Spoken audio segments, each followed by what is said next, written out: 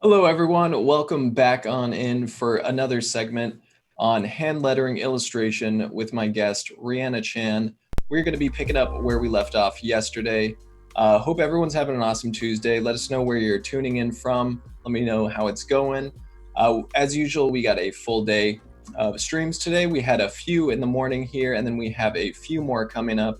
So right after us, you can expect to see the Illustrator Daily Creative Challenge with Julia. We have web design, another segment coming up with Pablo, continuing from yesterday. Then we're going to have the XD Daily Creative Challenge with Peter. And then finally, we're ending off the day with Design in the Dark with Jordan and Andrew. And that was a lot of fun. So if you guys weren't able to check that out yesterday, definitely tune in. It's a really fun segment. And so, like I said, we're back here with Rhianna.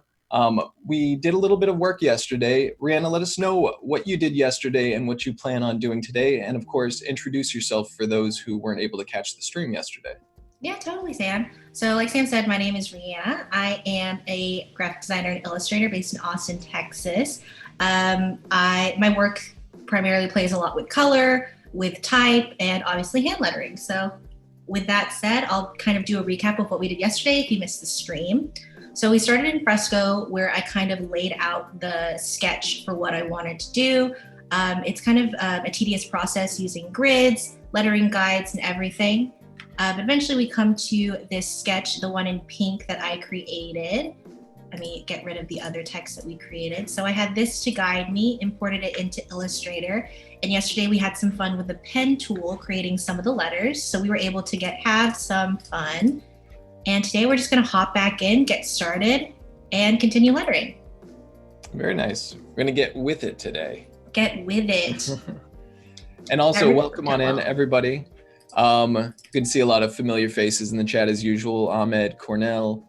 We got Jack, Noor, Alex, Andre, Ferry, our own Wadecuff, Chris Olson. Welcome on in, everybody. Hope everyone's having a good one. All right. So yesterday, if everyone didn't see it, we did a little bit of this stuff in Fresco, and now we're continuing with the vector work in Illustrator. And did you say you were planning on doing something like within the text today or within the background? Yeah, I think I'm going to play around with the background. I had a couple of ideas of what I wanted to do with this once finished. I wanted to play around with maybe doing different colors for the different strokes of the letters, seeing how that looks, maybe integrating some texture to make it look like a stamp or something. And yeah, just kind of playing around with it, seeing what I like, seeing what you guys like too. I'd love to have some feedback as to what this finished product should look like. Because Lord knows I'm very indecisive when it comes to finished product. Yeah, I can relate. Yeah. Do you find that you're that way too with like, especially colors and things? It can take you a very long time to come up with it. Yeah, for sure. And I try to scribble that stuff out as loose as I can and play around and have fun with it and just kind of see what sticks. But I mean, there becomes so many options. It can definitely be tough to decide.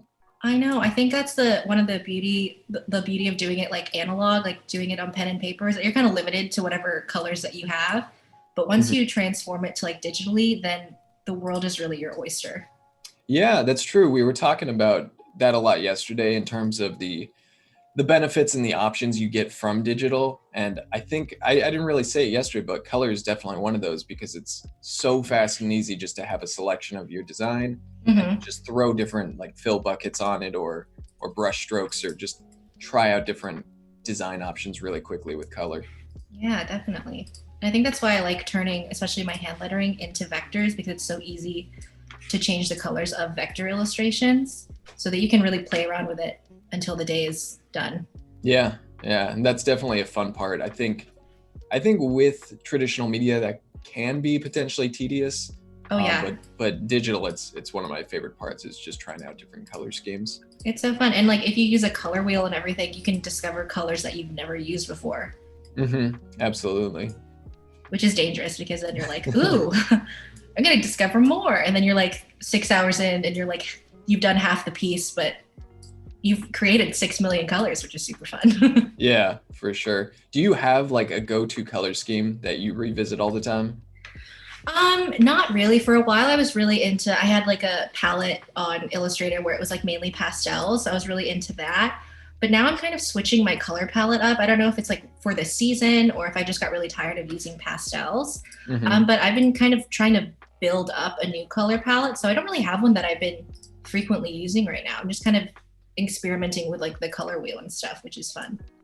That's great. Yeah, it's good to kind of keep it, like mix it up and try new things. Yeah. Keep it fresh. What about you? I mean, I imagine you kind of have to stick to a color palette with some of like your character designs and things and some of your paintings. Yeah, I mean, I think I tend to for sure. I try not to like repeat the same motifs too much. Right. Like I think lately I've caught myself. Well, I do gold trim on everything. Like Right. I feel like that's something I always have to put like, okay, they have a red robe or a blue robe, a little gold trim on the edge. That looks kind of cool. Yeah. But yeah, I think little things like that I'll kind of come back to, and I think it does work in phases where for a little while I'll be kind of into this idea, and then I'll switch a little bit. That's super fun, and I like that the gold trim is like your signature thing. I think that's so fun. Yeah, it's like one of those things that the look is just really fun and cool, so you find yourself going back to it a lot. Yeah, I completely get that. And we do have a question from Noor in the chat that says, do you prefer a mouse over a stylus? For stuff like this, where if it's like type that I'm building out, I prefer a mouse. I don't know why. I think it's just what I'm used to. But if I'm doing any script lettering, then I prefer a stylus because it's more akin to what I would do like with an actual pencil or an actual paintbrush, which I can also show you what I do with that today. Because I sometimes use that if I'm having trouble with a letter. I use the brush tool instead of the pen tool to kind of build that out and use a stylus to help me create the letter. It's just easier. Yeah, and that makes sense. It's kind of lends itself to the two phases of the work where you're drawing it out, doing the hand lettering, the scripting. That I think feels probably more natural with a pencil or a stylus. And even though I don't do any vector work really, when I have used the pen tool or done any sort of shapes like that, I actually prefer the mouse. I feel like I have a little bit more control with the handles and everything. Oh yeah, definitely. That's a great way of putting it too. I think I like the amount of control that you get with the mouse. All right, I think that's looking pretty good for the end. We have a good question from Chris Olson in chat who says, what is the average number of words in the quotes you hand letter? And how do you decide where to make the line breaks?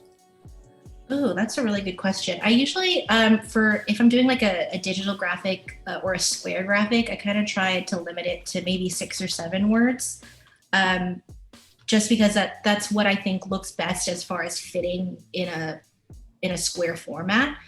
But for the line breaks, I kind of just eyeball it. I wish there was more precision to my process, but it really is just what looks right, what I think looks right on the screen or on the page, and then I just kind of go from there. Awesome. And just a reminder to everyone in chat, we will be reviewing the daily creative challenges for Photoshop today. So if you want to learn more about that, you can check the challenge tab above the chat there, and we'll basically be going into the Discord and reviewing some of the entries. Oh yeah, I'm excited to see that today.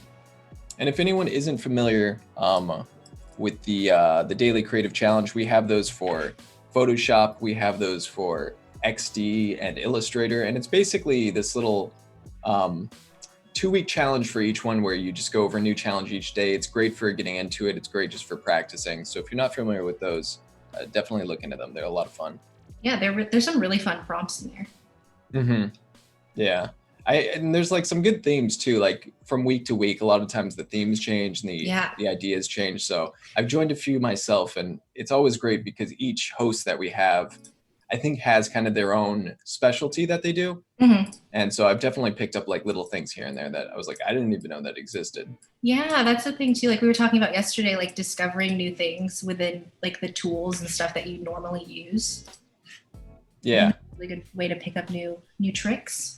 For sure. And it's something like, even like I said yesterday, I think I've been using Photoshop for, I want to say upwards of 10 years now. And wow. Occasionally I'll learn a little, new thing here and there, because you kind of use the same tools over and over. Oh, 100%. Based on like what you do in your workflow. Mm-hmm. So a lot of times people who have a bit of a different workflow or a different process, it's very easy to pick up something maybe you haven't used before. Yeah, even yesterday, after our first day of stream, I had a couple like friends and stuff who are also illustrators and hand letterers reach out and be like, I've never used this tool the same way that you do, or like that tool really intimidated me. So it's fun to see how you use it. And I'm like, yeah, because it's not often that you get to see the entire process of another like creative to kind of pick up tips and tricks from them. Yeah, absolutely. And a lot of times if you haven't used the programs much at all, those challenges are a great way just to pick up a lot of techniques really quickly. Yeah, definitely. I kudos to everybody who submitted their work though, because I don't think I have too much insecurity to submit any of my work to anything like that. Oh yeah. Have you felt like kind of self-conscious in the past about sharing your stuff online at all? Yeah, definitely. I think especially when I was starting out, kind of like what we were talking about yesterday, the whole like comparison, the quote like comparison is the thief of joy, is really rings true. I feel like when I first started out, I got so caught up in comparing my artwork and everything to other people that it made me really self-conscious about sharing it. Mm-hmm. But slowly but surely I've gotten over that. But even though like now I'm like a working artist, you still get kind of scared sharing, especially if it's something new that you haven't tried before, a new style. Oh yeah. You're like, people are going to hate this and then I'm not going to have a career anymore. Like you spiral into self-doubt. Yeah, no, for sure. I think a lot of people can probably relate to that. Even with streaming, when I got into it in the beginning on Twitch many years ago, I had this hesitation, like working on something that maybe wouldn't turn out well if I wasn't sure if it would turn out, or if it was something that maybe I wasn't as familiar with. And that makes total sense. Yeah, and I think that fear kind of went away just after doing it enough, but definitely live streaming. I think most people are a little bit apprehensive about that first when doing it, but that extends probably when I was, first sharing my art online. I kind of had that hesitation too. Yeah, that makes total sense. I mean, streaming itself is an intimidating task. I mean, even when before we started streaming yesterday, I told you, I was like, I don't know if I'm going to be good at this. I'm very nervous. And it's hard to put yourself out there in like a different way. Like streaming is it's live, you can't edit it. You kind of have to just put yourself out there. So I can only imagine how intimidating that was to start doing that on Twitch. Yeah. And I think what keeps a lot of people, or at least what kept me, is the community, because it kind of becomes more of just this community hangout session. Like even here, on Behance, we have the chat. It's kind of a conversation about topics we're all interested in. So I think once you do it a little bit, you kind of get that feeling of like, oh, this is just kind of a fun hangout session where we can do what we do. Yeah, definitely. And I got that sense yesterday, like after a few minutes in, like everybody was getting involved in the chat and everything. I felt like I was just part of a conversation while I just happened to be working. Yeah. And for me, that's kind of filled in for not working at like a studio or not going to art school. And it's kind of become this just kind of hangout session that I can work with other people and kind of talk about art. And, it just feels more social and natural than just being locked away in my room, just practicing, and working. Totally. In like a dark corner in front of a screen. Yeah, exactly. Or my colleagues are my cats, Yes, exactly. I was just going to say my pets are my colleagues, but all they want to do is jump on my computer and my iPad and stuff. So they're not the best colleagues for sure. Yeah. You can only have like such an in-depth conversation with your cat or dog, It's true. Before it becomes a little bit monotonous. Like alarming. Yeah. Before your relatives start to worry. Oh, totally. Before you start worrying about yourself, you're like, my mental health is slowly but surely deteriorating. Is this normal? You're like, you ask them and then you're like, probably not if I'm asking you to be my therapist as well. You're like, what do you think of this design? What about this color scheme? You're like, do you think this is fun? Do you like this? One meows for yes. 2 for no.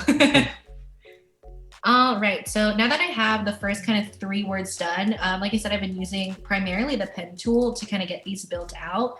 But in case you're like a person who's getting started in hand lettering or you find some letters really intimidating, I'm going to give you a couple of little cheats to kind of get through it and do it kind of relatively easily. So the first one is like a straight up cheat, I think, but you like create the letter using a font.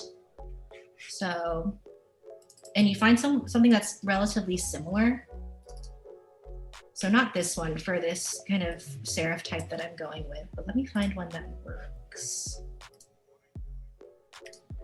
I wouldn't recommend doing this with all your letters because then you might as well just be using a font. But it is helpful for like yesterday, you saw me struggling really hard with that M.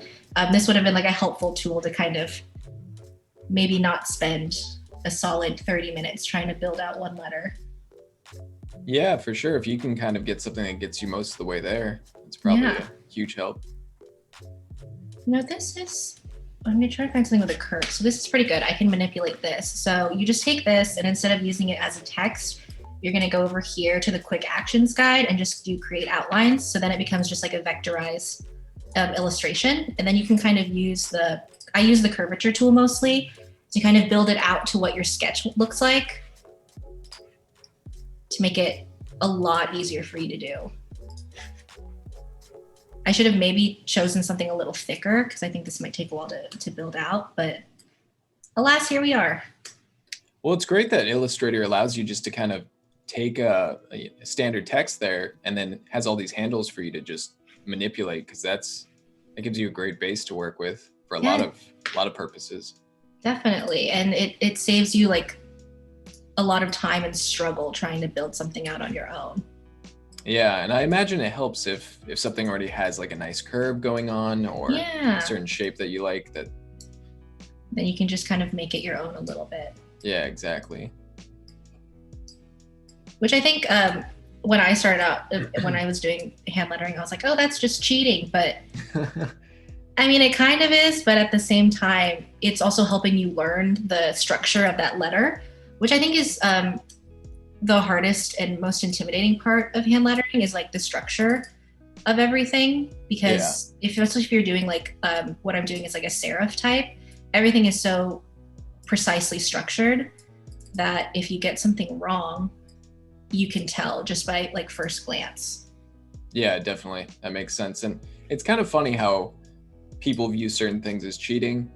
Yeah. Like I hear the same thing a lot with like drawing and painting, but I think my opinion on all that has been like, if you know the design rules and you know what you're doing, these are just time-saving techniques that are completely, legitimate processes just to get the end result you want. Because at the end of it, that's really all that matters is the end result. Yeah, but absolutely. I think if maybe you're skipping things because you literally can't do it and it's like something you kind of know you should practice or learn, but you just are afraid, I think that's when maybe it becomes like, okay, maybe it's good to kind of look into that topic more and learn about it. So you know how to use those time-saving techniques in just a way that speeds up your process. Yeah, I completely agree. Like a little deep dive into learning more about it before you just cheat your way through. Mm-hmm.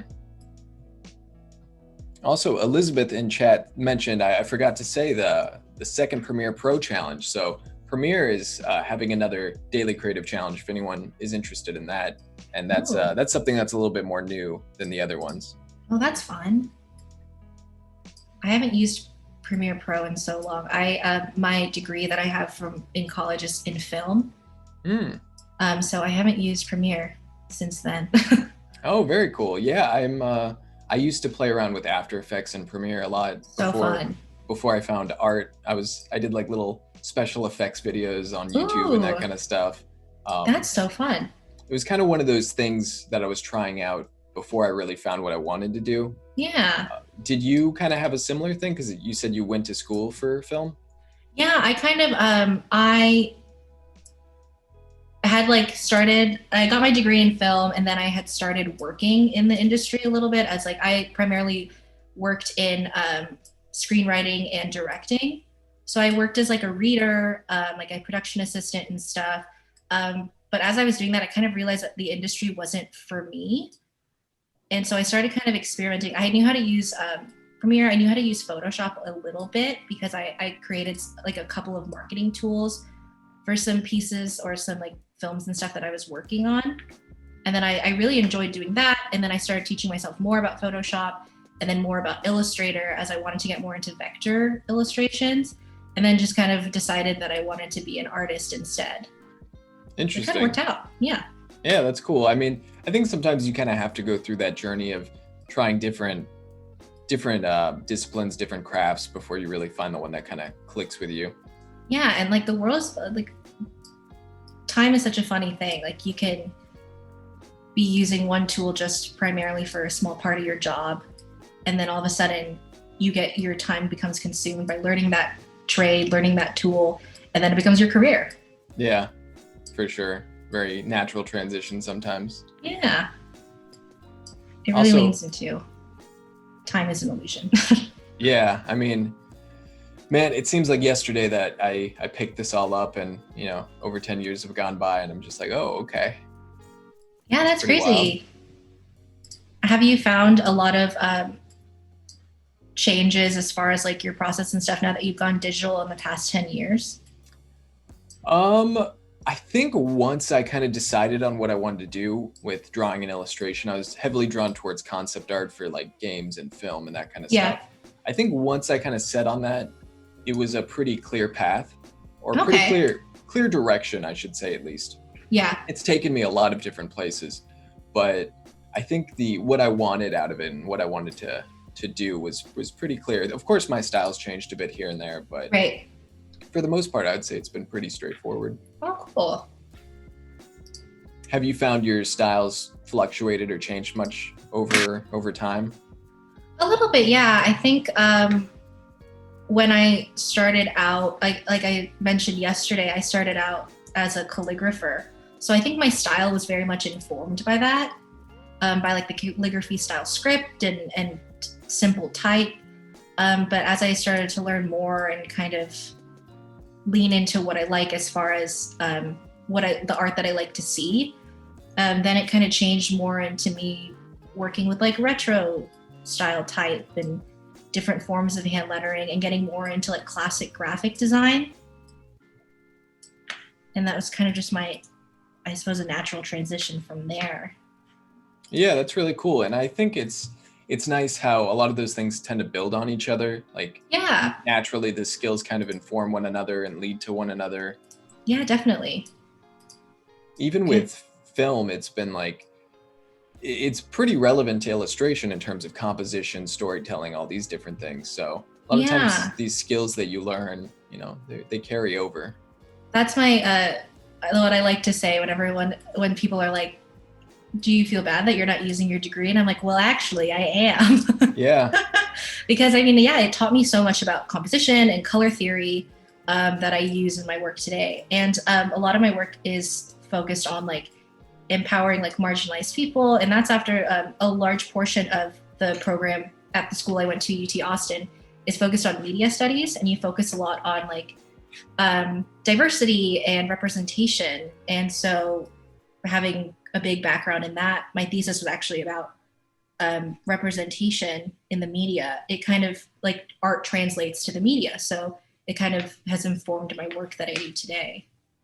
Definitely. Yeah. And it's cool because those paths and things you have experience with kind of lend to what your unique voice is as an artist. It kind of makes you, who you are. Yeah, definitely. Oh, right. I messed that up. There we go. So let me see how this is looking with the other letters. And then we have a question from Cornell in the chat that says, can't you just use the pen tool to trace the sketch instead of creating and modifying from a shape? Yeah, you totally can. You can just use the pen tool to go forward. But I find that it's easier for me to just kind of graph it out, I guess, or create it out. But I'm sure it would be a lot more time saving and easier for me to do that. Well, there were some time saving tricks you were using too, with like using separate shapes for the believe it was the M. And Yeah, separating it into strokes and stuff. yeah, so from what I've seen, it almost kind of seems like it's a situation dependent. Like some letters are easier one way, maybe certain shapes are easier another way. Yeah, definitely. I mean, I'll show you with like the I and the T, those are super fast to do because you can just use like the rectangle tool and then build it out as far as like whatever width you want to use. But yeah, there's as they say, a million ways to skin a cat. But this is just the way that I choose to. Yeah. Mainly because I don't know any better. I mean, yeah, it's sometimes I wonder that about my own process is like, I'm always kind of asking myself that too. Like, is this the most efficient way? And then yeah. It's an ever expanding process. It's always changing. Really is. And like we've been saying, like you pick up those tips and tricks along the way and then you kind of grow from there. Then you become like more and more efficient. Yeah. I always just think of it as adding additional tools into your basket. Like you'll pick up a little tip from someone here that's like, oh, that is actually a much more efficient way to do this one thing. And yeah, that's so true. Now you have that for next time. Yeah, that is a fair point. Okay, now I'm going to build it out to match this curve. Thankfully, I don't know if they're in the chat today, but Leslie, who gave me the fair point yesterday, they're like, can't you just copy and paste certain elements to use? Now that's a tool that I'm using frequently in this piece. Seems like that would help a lot for that kind of nuanced curve of the W. Yeah, especially if I want it to be uniform with the rest of the curves in the piece. Oh yeah, keep some good consistency that way. Yeah.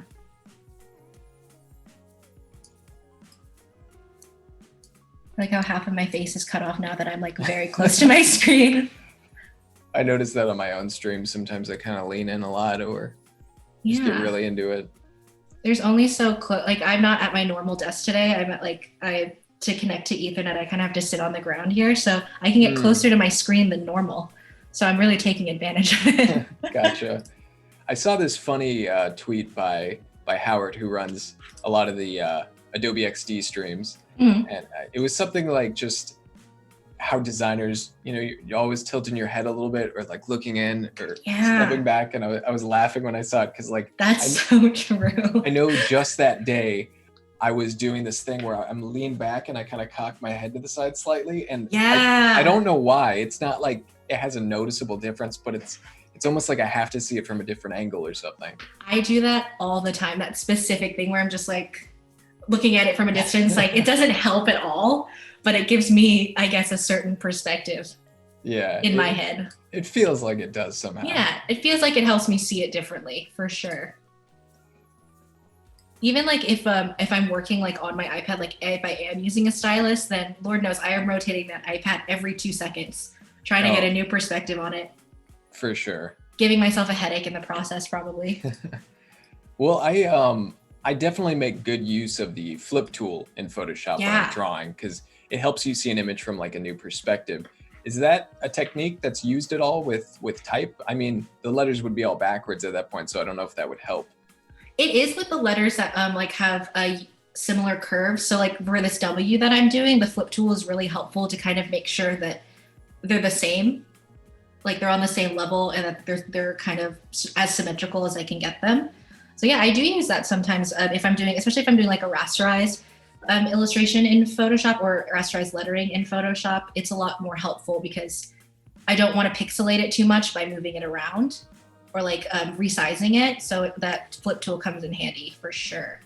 That definitely makes sense. Yeah, it kind of gives you a gauge of the symmetrical shapes and if something's skewed a little bit. Yeah. But funnily enough, I don't like using the symmetry tool, which I feel like would come in more handy. But I don't know what it is about it, but I just can't get the hang of it. It's not that difficult a tool to master, but I'm just like, no. Yeah, I think maybe it depends on the purpose. Like I could definitely see some workflows or content that you're working on. Maybe it doesn't lend itself as much. Yeah, that's fair.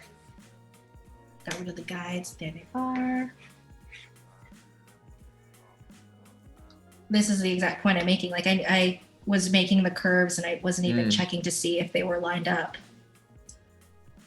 Yeah, it's nice to have those guides for that for sure. Yeah. And I feel like since I'm so used to working with, I prefer working with like a grid, like inputting a grid illustration to help me out. That sometimes when I'm working primarily with the guides, I kind of forget about them. It's just not helpful. Yeah. Sounds like some people in the chat can relate to the head tilt.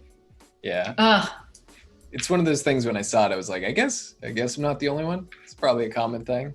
oh yeah, definitely. I think yeah, that specific head tilt is like a very telltale. It's like, what is not quite working? Yeah. Even right now, I find that I'm like tilting my head a little bit to be like, what is not working with this specific letter? Mm-hmm. I think it's the width. We got another question in the chat that says, or I think this is just a comment on what we were talking about, but Aaron says, also what might be efficient for one person might be totally different for someone else, depending on what you specialize in or like to use. Yeah, for sure. Yeah, I completely agree with that.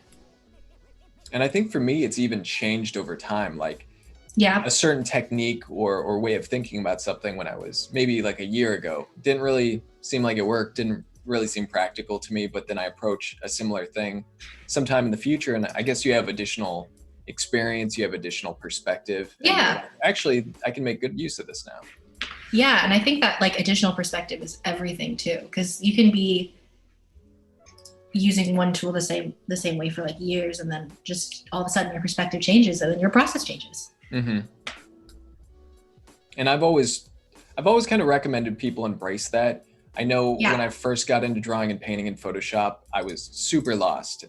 I didn't know like what was the quote unquote right way to do a character, what was the workflow.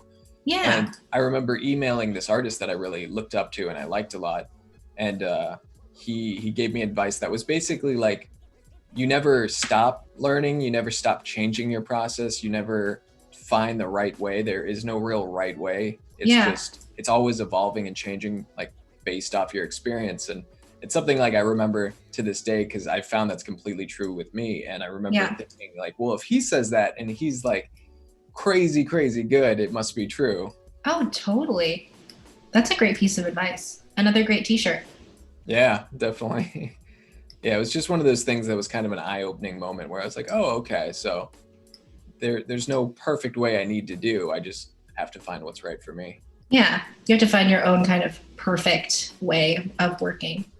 Mm-hmm. Yeah, we all have slightly different ways of thinking and approaching, I think. So, what works for one person may not make as much sense to another.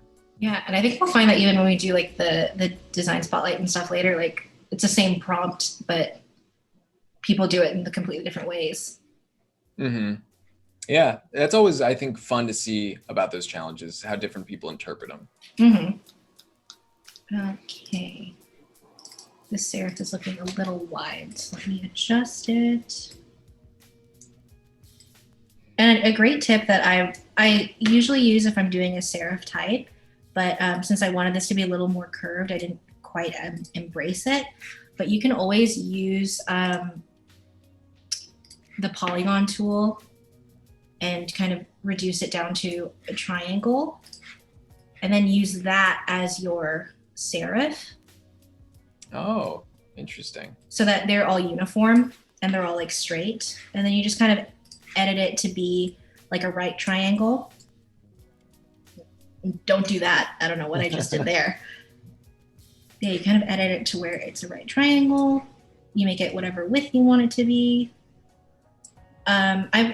I would recommend making it quite a long triangle so that it kind of blends better into the text that you're creating. But if I were to say, let me flip it. Doing a serif on this side too, I could make it to where it's the same as the serif on the other side. You kind of get the idea. It doesn't look so clean, but you get the idea. Yeah, it gives you a good base though. Yeah, so I would recommend that if you're starting out doing serif fonts, because I know serif fonts particularly can be quite intimidating because of those, like the legs and things that you have to create. Mm-hmm. But I'm not doing that today because I didn't think of that. Yeah, it's cool to see how you kind of take some of these existing shapes and reuse them from other parts or build it out of a separate shape. It's definitely useful. Like you said, another time-saving technique. Yep, for sure. All right, that W is looking pretty good. So I'll move on to the I. This letter is going to be super easy. Instead of using the polygon tool, I'm going to use the rectangle tool. It's like the O. It's a little bit of a break for you. It's so nice because this T, I find that if I'm hand lettering like serif T's with this little connector here, it can be a little difficult, but this is a nice, much needed break. Yeah. I've been working so hard today. You got another one coming up too, so not too bad. Exactly. Wade says constant head tilter here, likely for various reasons. Yeah. Head tilters unite. Head tilters unite. We should start a club.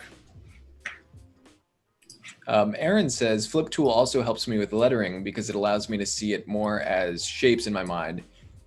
Just assuming it looks like certain. Oh, then just assuming it looks like certain letters. Yeah, that's what I was wondering. That's a super fair point. I've never thought of it that way. It's like seeing it more as, because I think you can get in your head a lot about seeing it as letters and seeing it as type. Mm-hmm. But just seeing it as simple shapes, I think, can help you from an illustration standpoint. Kind of help you once again get out of your head a little bit and just create. Yeah, and just because I do that with my drawings and paintings a lot, and I was wondering structurally does that make sense? But it does make sense to me hearing that just seeing it as kind of basic shapes in terms of composition. Yeah. To see if it looks pleasing, even abstractly, that definitely seems like that would be useful to know. Yeah, definitely. That's a super fair point. I've never thought of it that way. And like it's another thing where if you I totally lost my train of thought because I thought I deleted something. Never mind. All right, so that's looking pretty good. Let me add the dot using the ellipse tool. And whereas that W took me a hot second, I'm done with the I. It's making it a little bit easier on you. Absolutely. Nice little breaks. Yeah. Nice little breaks. And then I'll be playing around with the composition later too to make sure all the words look good together. Because there's only so much that you can plan out in a sketch. You don't know how it's going to look like filled. You don't know how it's going to look like with the vectors and everything, or how you're going to change the letters around. Mm-hmm. So it's I always keep like a margin of error open to where I can, there's a million ways that I can change it that I'd be happy with. Yeah, and it kind of keeps a little bit of level of spontaneity where they kind of maybe happy accidents, or at least room for them. Yeah. Just like Bob Ross said, happy little accidents. So is this, I assume from what you just said, these aren't like 100% planned out usually. Do you feel like a lot of it, you're not really sure what it's going to look like till you're done? Or do you feel like you have a pretty good idea? A lot of the time I don't know what it's going to look like until it's done. Just because it kind of builds itself out from where I start. Like we were talking about yesterday, when I initially started the sketch, I didn't know what kind of type I wanted to use. I just knew how I wanted the letters to interact. And then I just kind of built out this retro inspired type from there. And then the same thing kind of keeps going forward as I start with the vectorizing. I don't really know where that's going to take me, how much I'm going to be changing the type up. And then that just keeps on snowballing, I guess, until it's like, who knows what this piece is going to look like in the end. But I do have a general idea, obviously, based on the sketch. Mm-hmm. Yeah, it's kind of fun to keep some sort of level of just freedom to kind of do what you want as you see it coming. Yeah, totally. It keeps it kind of nice and loose, keeps it fresh, not looking too... I personally don't love it when like hand-lettered projects look too clean. Mm-hmm. Because, I mean, it's hand-lettered. It has that human element that I think most people, when either they hire you to do hand-lettering projects, or if they look at your hand-lettering projects on social media or on the internet, they kind of want it to look like a human made it, not a pre-made font. Yeah, for sure. And I kind of see that, like when I look at your work or hand lettering in general, it's that level of playfulness that I think is what makes it unique and kind of gives it that hand lettered charm. Yeah, I like that word, playfulness. I think that's definitely a word that I try to embrace with my work. Is just make it really playful. As you can see, just a quote I chose. Have some fun with it. Yeah, kind of sums it all up. Yeah, nice and clean.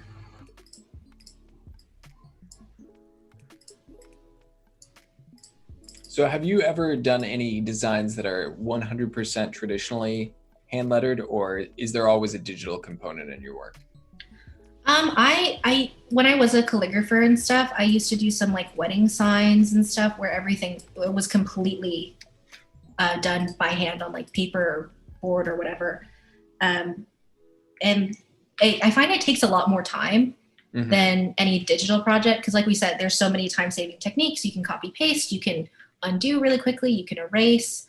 But yeah, I used to do some like fully traditional hand lettering stuff, and it's a much harder to get everything proportionate, no matter how much grid paper that you use, because there. I have some like letter guides from I think Ian Bernard that I bought and that are compatible with like Illustrator and Photoshop. And those are just time saving in and of itself because it helps your Mm. letters look a lot more uniform than you like staring over a page for like 2 hours trying to get a W from one word and like an H from the other to kind of look like they're from the same font family. Yeah. Yeah, I've always been pretty fascinated when I've seen calligraphers or anyone who does any sort of hand lettering. Like I've seen some people with giant brushes do it, and the Yeah. level of confidence and like control they have. I would be like, I'm gonna mess this up. I'm gonna mess this up. But Oh, 100%. I used to do some like live lettering events where I would, for like brands and stuff, where if they wanted people to get calligraphy done on like leather or on like paper goods they can take home. And it's super intimidating because people are watching you. And if you oh. mess it up, they can see it. Yeah, I mean, I've done a lot of like live streaming and stuff where, there's some sort of audience watching me work, Right. but for some reason, like I see that and I'm like, oh, I don't know. I don't think I could do that. I know. I don't think today, even though like I do some illustration, I do like figure drawing and stuff, but I don't think I could do that in person because even I don't know if you find this when you're drawing people, there's so much left up in the air, and it Hmm. takes kind of a lot of time to build out what exactly you're going to do and get the proportions right and everything. I don't think I could do that with somebody standing over my shoulder. Interesting. Yeah. I mean, I think the more I've done stuff like that, the more I just kind of got used to it. But Right. it's that like when you're inking something or you're doing calligraphy, there's no room for error.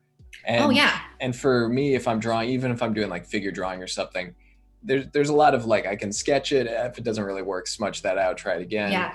But it's that like fine line. I think I put too much pressure on myself, like I'm going to screw up this line, and then it jitters a little bit and I'm like, whoops. And then you're like, well, I did. I get that completely. Yeah, inking has always just seemed that way to me, but I've never been too drawn to it. I think Yeah. maybe that's part of the reason. I like kind of looseness in art.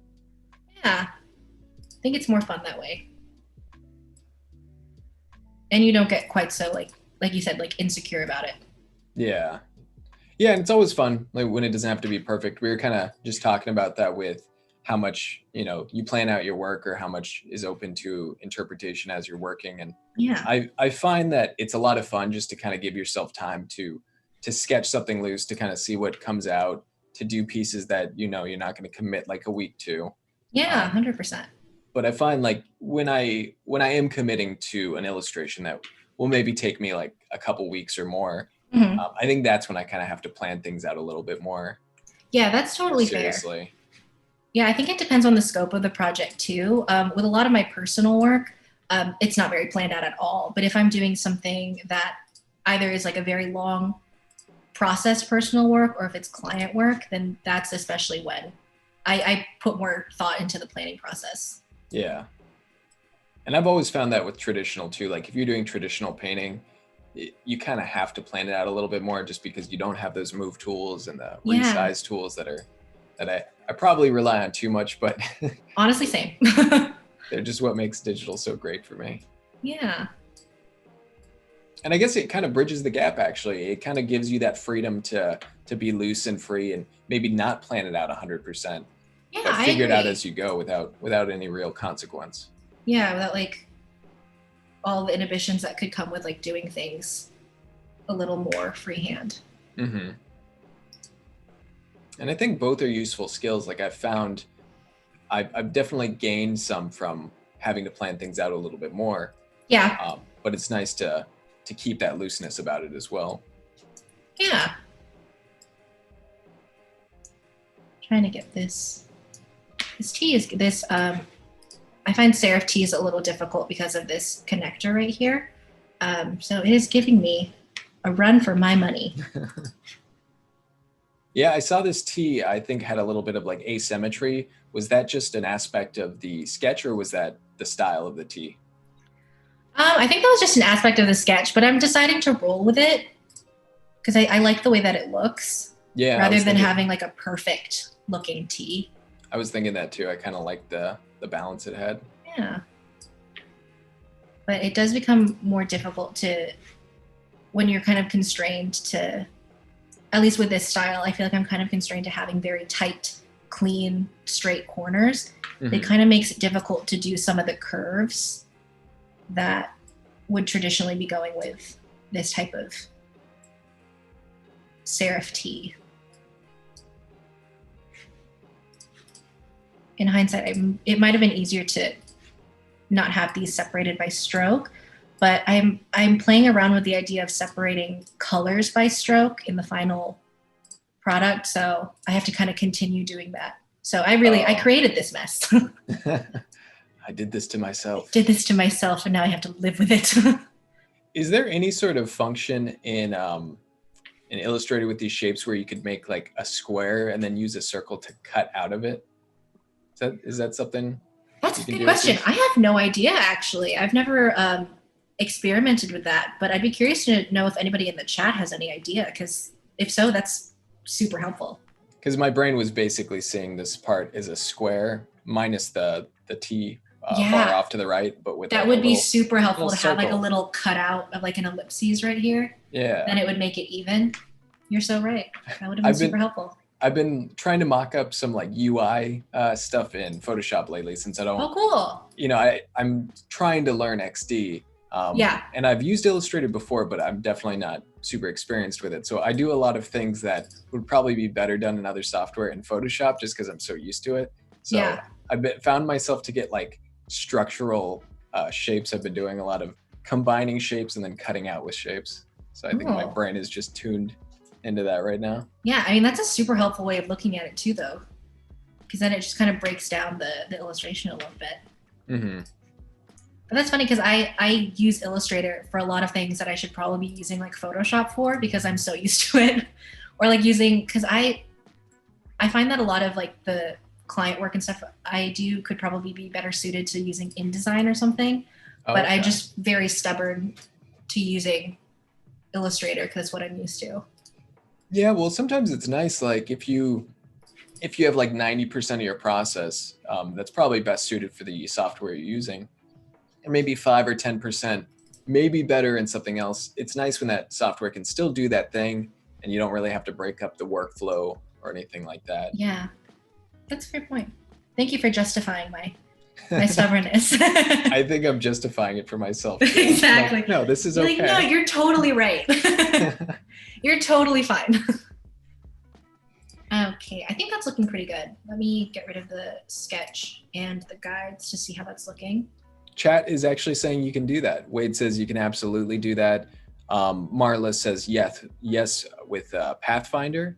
Okay. And then that Aaron makes a lot of says, sense. I think you can do shape cutting in Illustrator like how you can do it in Photoshop. And then Steven says Pathfinder and Shape Tool. So it looks like it is possible, which is cool. Well, that is good to know in the future. Yeah. Thanks for the tip, guys. Learn something new every day. Chat's always got the answers. They're so helpful. So helpful. Okay, I'm liking how that's looking. I might go back and edit the T in a little bit, depending on how I'm liking the swoop. Yeah, it's looking good.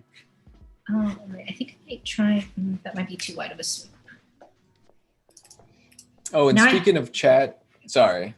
Oh, no, go ahead. I just wanted to remind our audience on YouTube, if you are watching on YouTube, we are reading the main chat over here on Behance. So if you do want us to see your comments, questions, anything like that, hop on over to Behance and we'll be able to see them.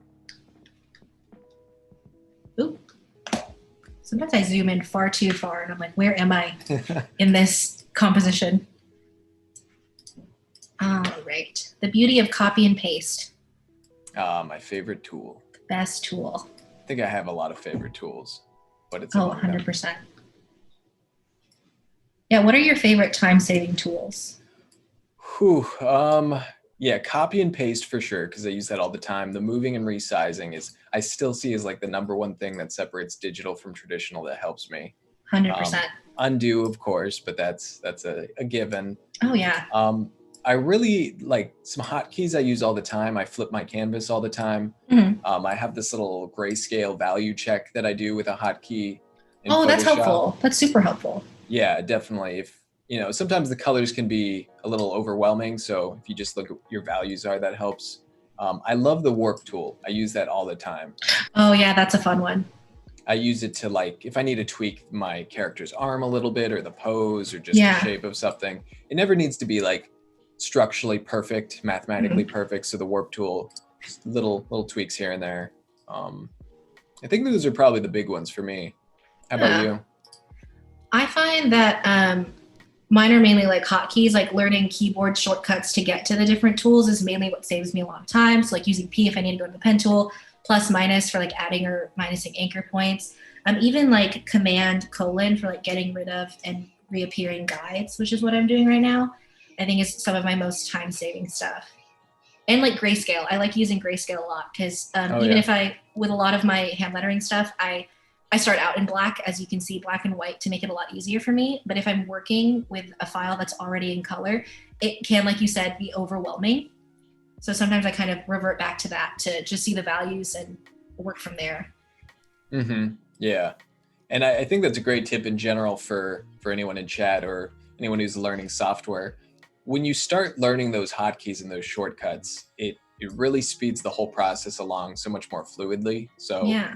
I remember some time back, I don't remember how long, but there was a point where I was switching from my tablet, the little buttons that are on the tablet, Mm-hmm. to using my keyboard, and I realized how much more efficient for me using the keyboard was. And I kind of made this commitment, like, all right, anytime I find myself using a tool more than a few times a session, I should Yeah. probably learn the hotkey for it. And it just Oh, sped totally. up my process so much. It was crazy. It really does. And I think that's maybe why, writing back to a question that we had earlier, why I prefer using the mouse a lot of the time.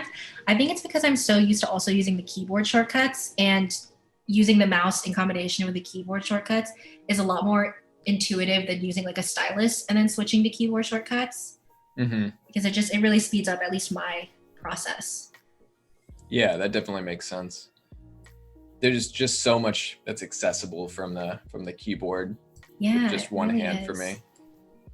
Like even now I kind of have them stacked on top of each other. I have my iPad used as my mirroring tool, but I'm kind of slowly but surely moving it to the other side of this table because I haven't been using it. Oh yeah. Have you found the transition from using a keyboard, shortcuts and all that kind of stuff into something like Adobe Fresco on the iPad with the gesture-based controls? Have you found that to be a pretty natural transition? No, actually, it kind of tripped me up when Hmm. Fresco first came out, kind of learning those um, like gestures and stuff that you can use. It took a little while for me to commit those to muscle memory, but in hindsight, it's pretty intuitive as far as like what you would normally do on like any mirroring software. So the mirroring software that I use is AstroPad Studio, so it kind of has the same gestures to where like 2 fingers is undo, 3 fingers is redo. Certain like swipe and taps or pressing down on the little button in the corner turns your brush into a eraser. So it's kind of like just an extension of those tools. So in hindsight, it probably should have been a little easier for me to pick up those gestures a little. Hmm. Yeah, I think there's definitely a learning curve. For me, it took some getting used to. And I think like the speed is still, I'm not quite as fast as I am with a keyboard, for Oh yeah. example. But I think it's just one of those things like any tool I've come to realize the more you use it, the more it just kind of becomes second nature. Yeah, definitely. Even now, like if I use like the lasso tool in Fresco, I'm so used to like just using a keyboard shortcut to get out of it instead of having to like click deselect and then move on from there. And so that still kind of trips me up whenever I'm using Fresco, Hmm. because then everything will just get encompassed by that lasso tool, and I'm like, what's happening? What did I do? Knife in chat says, how about decreasing opacity to 90 to 95% so it's easier to edit anchor points? It's helpful for me. I assume they're talking about the opacity of your lettering so you can see the sketch. Do you find yourself doing that ever? I sometimes do that if I haven't done the sketch in that's why I kind of refer to these bright colors to do the sketch. So it kind of helps me stand out from the vectors that I'm doing. But I find that opacity, like the filled in, still kind of gets in my way sometimes. So what I prefer to do instead is just turn it into a stroke and then work with the anchor points from there. I find that helps me more, but I do know a lot of people who prefer doing the opacity because then you can just, I'll revert it back down to 90. Then you can just kind of, or even if you do something as low as 50, you can kind of see how it looks in the whole thing, but just a little less opaque. Yeah, those both seem like good options. One's kind of more like a wireframe line drawing, and the other's more shape-based, depending on what works. And I think if you do your sketch, sometimes I do fill in my sketch to where it's like the full letter. I find that the opacity tool helps a lot there, as opposed to the stroke tool. I think the stroke tool helps in this instance because my sketch is done with looks like stroke lines. Okay. It's looking a little thin, but let me see how it looks with the rest of the composition. Yeah, so my T is looking a little thin, so I'm gonna go ahead and change the width. This is looking really cool, seeing it all like coming together towards the end.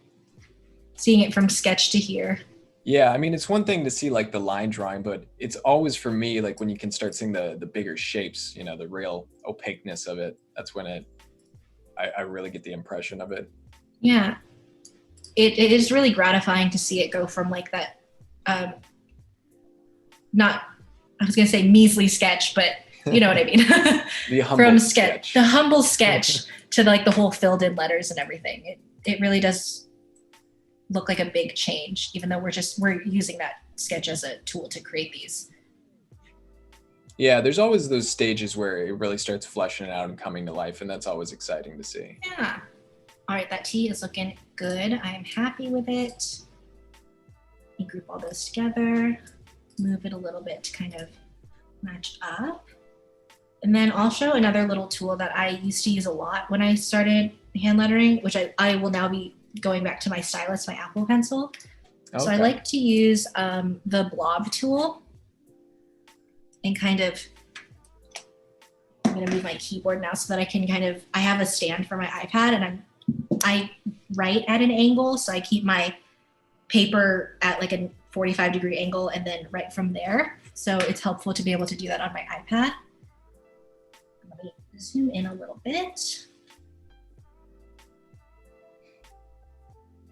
And so if you're like not super confident with the pen tool or even using the ellipses, it's helpful to just be able to literally draw out the letter, but get those vectors that you can still manipulate and make like super clean. I should maybe turn my guides back on for this.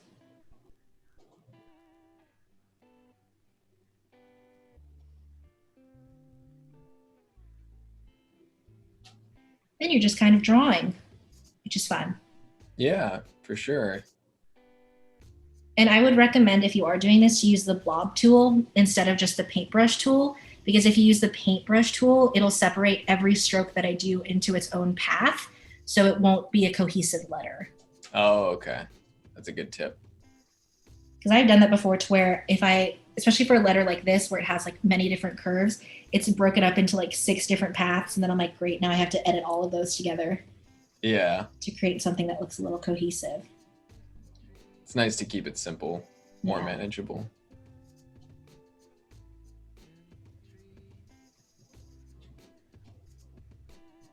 And ta-da, we have our H. Ooh, that looks good. I'm sure there's a much faster way to do this, but I'm just gonna go ahead and fill. Well, maybe I can. I've already started.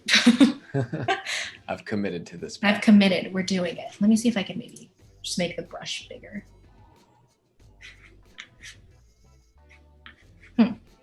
Actually, it seems to have done it in, okay. I was gonna say, I think I did it in a stroke, but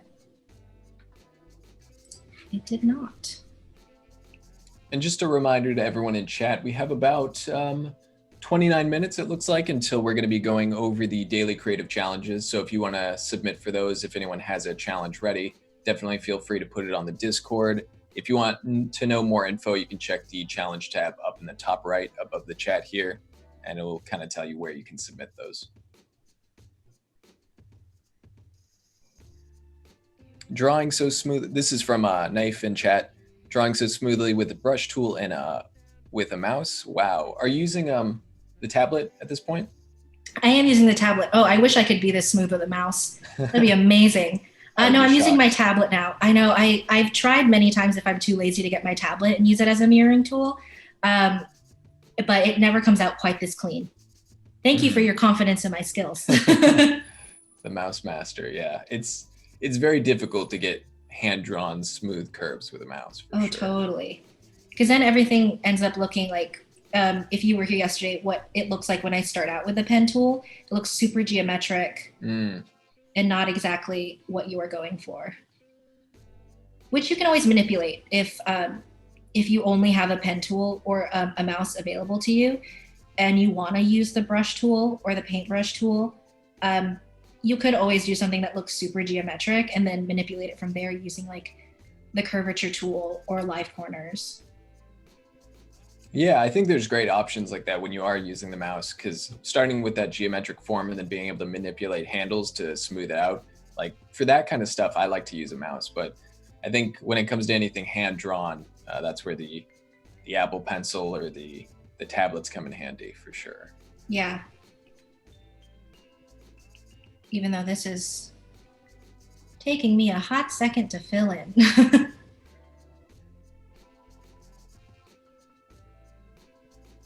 Ferry in chat says, do you use a brush pen to do hand lettering on the paper? I do, yeah. I use like the Tombow ones to do any kind of brush lettering or especially brush script. I find that it's easiest to get those looking a little more monoline looking than the traditional calligraphy where your upstrokes are thin, your downstrokes are wide. But yeah, that's what I do on paper. And I have a lot of fun with it. I love a good brush pen. I always found brush pens kind of, I have one, I haven't used it a ton, but I always found them kind of intimidating because there's so much width and variation in the line 100%. that you can get. But when I see people who use them who are really, know what they're doing, it's always an awesome result. Yeah, I completely understand that too, because especially if you're just starting out with brush pens, you don't really have the ability to control your pressure so much. You just kind of write how you would normally write with like a normal pen. And so the strokes can be really intimidating to get kind of uniform, or to get, if you want that calligraphic style where the upstrokes are thin, downstrokes are wide, it can be really, really tough to do that, to control your wrist a little bit. Mm-hmm. I'm sure your experience with like calligraphy and everything probably helped with that control and that confidence. Oh, definitely. I think it took me a really long time because I started out doing calligraphy with like your classic pen. Mm-hmm. But translating that into like using a brush pen or even like a traditional paintbrush, it's another learning curve because you're learning how to control your wrist with like another tool that's not going to act like a pen at all. Mm. Yeah, that definitely makes sense. The only downside of using like the blob tool is that it gives you a million unnecessary anchor points. So you just kind of have to go back in with like the curvature tool or something and just delete them. Because otherwise you're going to have like 20,000 corner points. Mm. But for the most part, this is looking pretty clean for something that I did with a brush. Eric in chat that says, I believe a live fill would fill that in a hot second. You're so right. That would have taken me like 2 seconds to fill in. That's what I'm saying. Sometimes like I forget that these tools are available to me.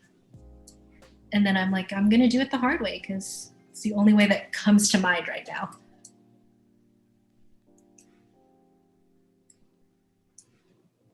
All right, that's looking pretty good.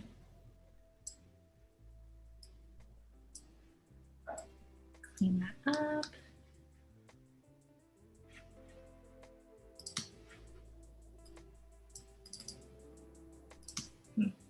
Okay, there we go. Yeah, and it does like, it gives you straight corner points at some places, which doesn't make any sense. So you just have to really go in and make sure that everything looks at least proportional to what you were trying to do. Yeah, and it seems, with all those anchor points, it still has like a really nice, smooth, consistent curve throughout it. So yeah, that's nice. And it is nice. Like if I don't think I would ever use the blob like or paintbrush tool for something that was like a very straight like sans serif, for instance. I think it wouldn't give you that clean of a line. You could manipulate it, but it's so much easier if you're doing something with a curve or something that has like lowercase letters. It's a lot. It gives you a smooth line if you're doing it that way. Mm-hmm. Okay, that's looking pretty good. I might have to edit that top of the H a little bit. Cries in chat says, or you could join a few shapes together, fill them, and join the shapes together too. Yeah, kind of build it up that way as well. Yeah, definitely. That's what I like to do with, like for this M, if you were here yesterday, I used 2 ellipses and a rectangle and then just manipulated them to create these curves and then this line. That's a fun tool, and it's another really good time saver. I find letters with curves can be the most difficult, so anything that saves your time with those is a helpful tip, I think, to anybody who's trying to make their hand lettering digital. Yeah, yesterday when you were talking about that technique with the M, you can kind of look at it and just see how difficult it could be trying to do with a single path all the way around. All right, and for our last letter or last word, we can actually just use our best friend, copy and paste. Perfect. And then manipulate it from there. And I have made this text too big for the square format, but that's okay. We can resize it. Let me put this up here. Aaron says, I'm the exact same way where I'll start something one way and I'm like, oh, already going, must commit to it. Yeah. Oh, yeah. I think you're like, you know what? I've already started. I'm just going to keep going. This is hard for me, but I'm just going to keep doing it. Yeah. I think I've definitely fallen trapped to that before. And there's that thing called the sunken cost fallacy, I believe it is, where you feel like if you've spent a ton of time on something, like you have to keep doing it because you spent all this time on it. So it's worth it. It needs to be worth it. Oh, I think so. I think that is exactly what most people just kind of succumb to when they're in the same predicament. I think for me, when I'm doing a piece, it's difficult sometimes because I'll have spent so long on it. But at a certain point, it's always best for me just to be like, you know what? I've done what I can with this approach, with this technique. I've learned from it. I'll call it finished. And then, we'll try something a little different for next time. Yeah, we'll play around with it next time. And I think a lot of artists are inherently stubborn about their processes too. So like, if I started it this way, it's how I'm going to finish it. Yeah. I think there's maybe just like a little bit of pride wrapped up in it almost. Oh, totally. I can relate. I'm actually wondering if I want to make this a clean T as opposed to having a curve. Let me see how that looks. What do you think? If I extend out the rectangle a little bit. Like to the length of the eye or past the eye? To the length of the eye. I'm trying to, let's see, we had the tail on. I don't know if the visual weight of the tail kind of balances a little bit more. Let's see. But it's hard to tell for me sometimes without A being something. Okay.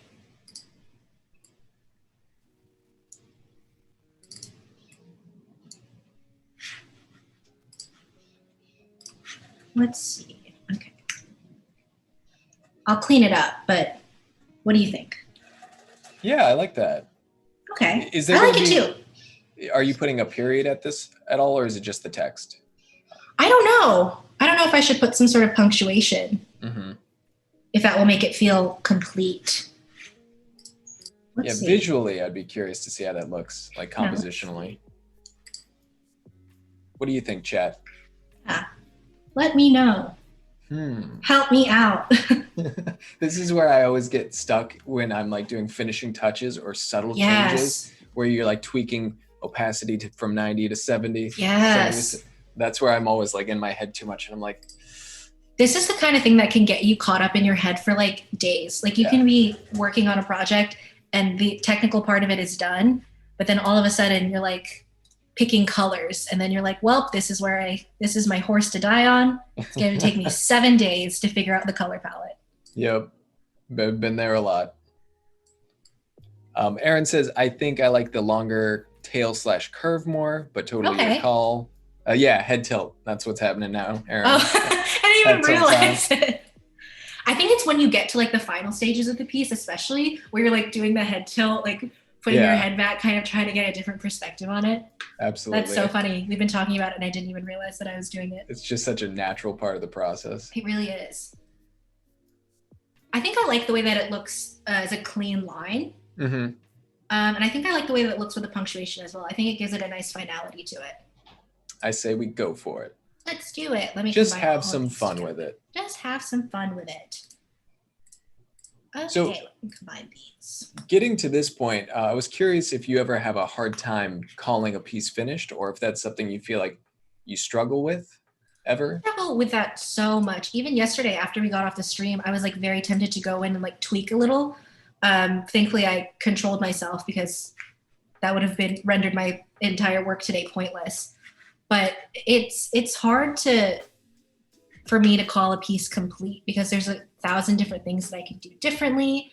There's 1,000 different color combinations that I could do. I find it really difficult to call a piece complete, especially if it's a personal piece where there's like really no stake in it. I'm kind of just doing it for myself. Then it's like I have no deadline, so who knows how long it could take. Do you find the same way? Oh yeah, absolutely. It's refreshing or helpful to hear that, it seems like something everyone struggles with to some degree. Oh, totally. I think like every artist has a hard time calling their work done. Yeah. And like you said, when it's a personal piece, it's not only is there no deadline, but there's not necessarily a brief or a prompt for it. So you're kind of your own art director. So you're kind of free to be like, should we go this direction or is this better? Yeah. And I think that's why I could never be an art director, because I'd be like, you tell me when your piece is finished. I don't know. Okay, I think I'm liking that size of that too. So I'm not going to add too many background details because I want the text to really stand out. But I've been having a lot of fun lately playing with like adding like flowers and stuff to like the little spaces in between the text. So I think that's what I'm going to do. Very nice.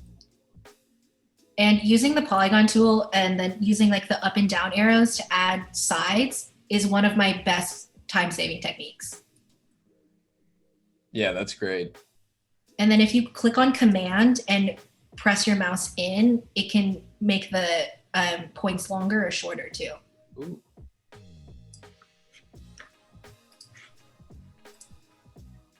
Okay, we're gonna make this uniform with this for now. I love how the H, A, and then the S and the O in the first two words are kind of interacting there. The way the shapes merge together is really cool. I wish I had some more words in the quote that could interact in the same way. I'm sure there were opportunities for me to do that, but yeah, I really like the way that particularly looks.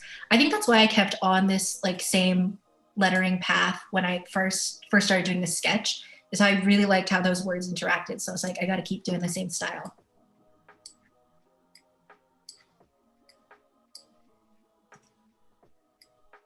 All right, and now we have a flower.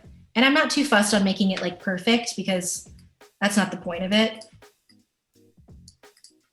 Just kind of making it fun.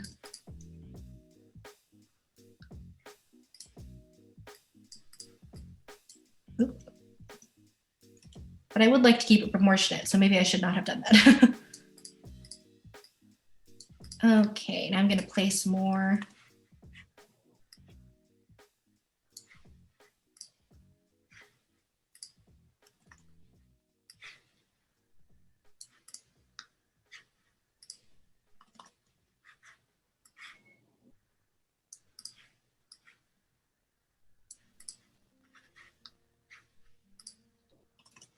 This is always a great stage because it's like when you have that strong graphic read of the Hmm. design, it's almost like my brain starts picturing all these different colors or patterns Yeah. or arrangements. And I do that a lot with my own stuff where I get to a certain stage and I can actually kind of visualize colors to some degree. So, Yeah, that's kind of where I'm getting at now too. Like especially with the flowers, I'm picturing like some brighter colors for the flowers and then maybe keeping the black or like a faded black for the text.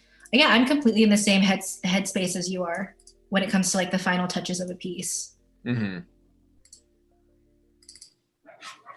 Yeah, I've had this weird thing before where I'll look at my design and I think it's usually in the line drawing phase, but it's almost like I'm subconsciously picturing a certain color scheme, and Yeah. I have to almost it's very weird and to try to describe, but it's almost like I have to try to visualize what my brain is subconsciously thinking and actually hitting those colors Yeah. correctly, even though they don't exist. Like making it a reality. Yeah, like it's kind of that implied detail or implied idea of it. Like if this was a real character that was finished, what would that color be? Yeah. And I think that can be one of the most time consuming parts too, because you picture these very specific colors in your head and then making them a reality just using like values on a screen can be difficult because I'm Hmm. sure you find it when you're painting. You could easily mock up a color just by mixing a bunch of different paints. You don't have to worry so much about it like translating on screen. For sure, yeah. Do you ever do variations like almost sort of thumbnails after you have this graphic read where you just try out a bunch of different color schemes and see? Oh, totally. That's what I was going to do now. I was going to create a couple of different art boards Oh, awesome. and play around with the colors here because I didn't go into this with like a set color palette that I wanted to use. But we're just going to kind of copy paste. It doesn't have to be perfectly centered in any of these art boards because who knows which one we're going to end up using for the final. Now it's like aggressively hitting you with this message. Have some fun with it. Have some fun with it. Have some fun with it. So I think where I'm going to start off, what I like to do when I'm building a color palette is kind of do a mock-up of the artboard. So I'll do like this here. And I've been really into using like beige as my background so as to let the colors of like the text or whatever details I use pop. So I already have like a value of a beige that I normally use in mind. So I'll just go ahead and lay that out for the 3 color boards. Do you have did you have that code memorized for that color? I did, and it's also Nice. because it's part of my my personal branding. It's like the beige that I use in my personal branding, so it is very much ingrained in my head what that color code is. Very cool. And Yeah. then for the text, I think I might want to do like a faded black, which I also have the color kind of embedded into my head.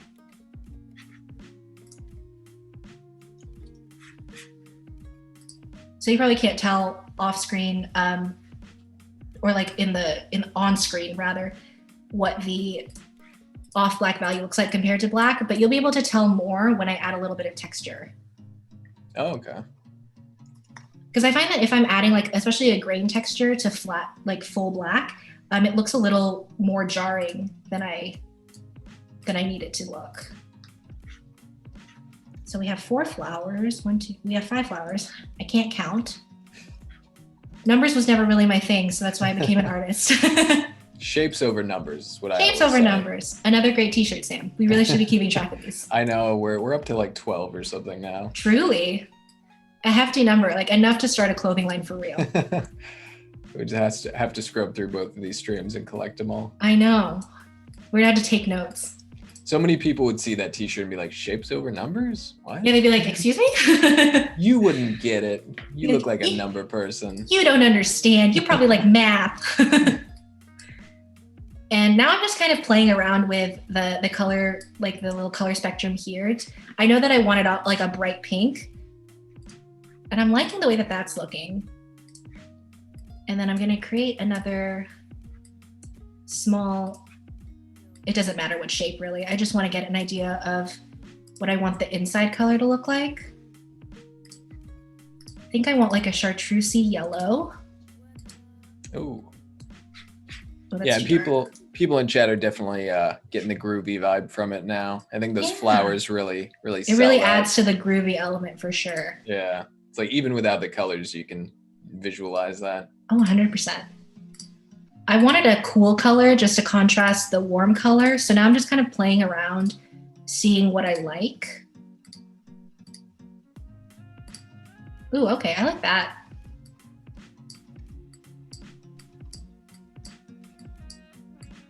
I wonder if I need to make it, okay, I think I like that a little better.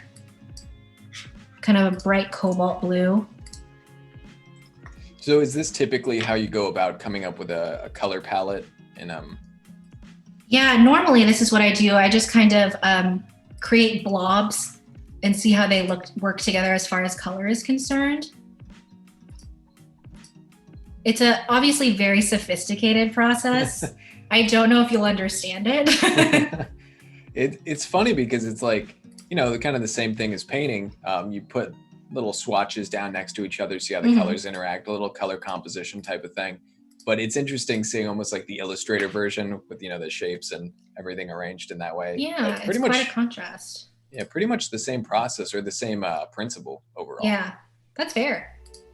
I think I liked that orangey yellow or orangey red that I had, so I might make that a color, or I might go for straight up yellow.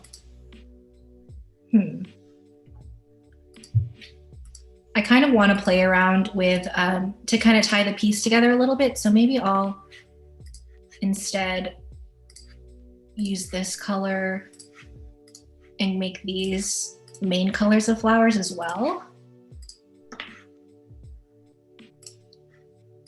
And honestly, even if you guys weren't here, this is how I'd be talking to myself, building this color palette.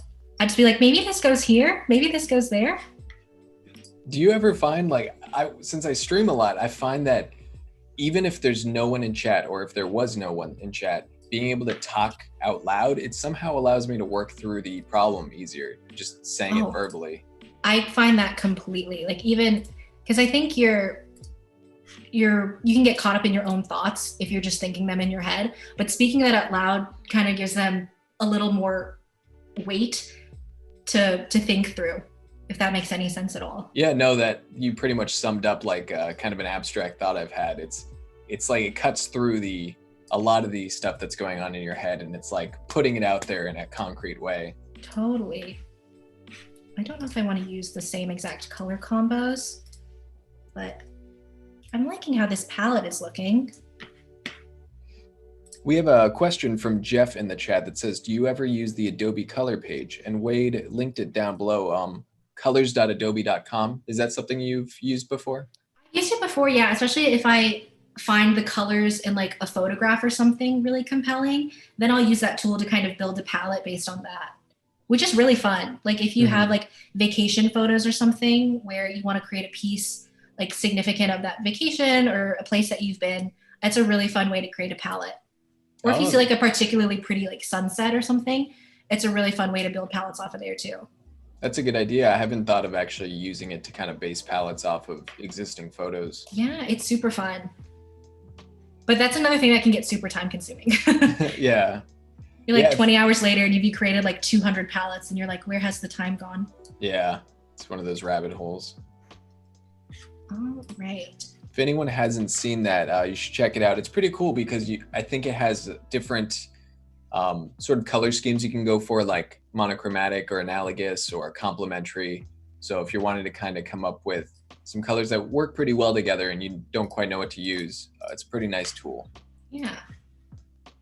And now since I made these ellipses separate from the text, I need to make them the same color as the background. Now I'm gonna edit this, kind of make all of these that kind of off black color that I was using. And just a heads up to everyone, we have the Daily Creative Challenge reviews in just about 4 minutes or so. So if you haven't submitted any, now is definitely the time. We'll be going over that shortly. And I know I said that I was going to try and build out a couple of different color palettes, but I'm really digging this one. So I think this might just be the one that I stick with. Nice. Which honestly never happens. Usually I'm like, we can go with like a warmer tone. We can go with a cooler tone. I feel like these colors are working nice with the theme of the text. Yeah, I think I'm digging it. Okay, and now it's easy instead of having to input all of those color values, just using the eyedropper tool.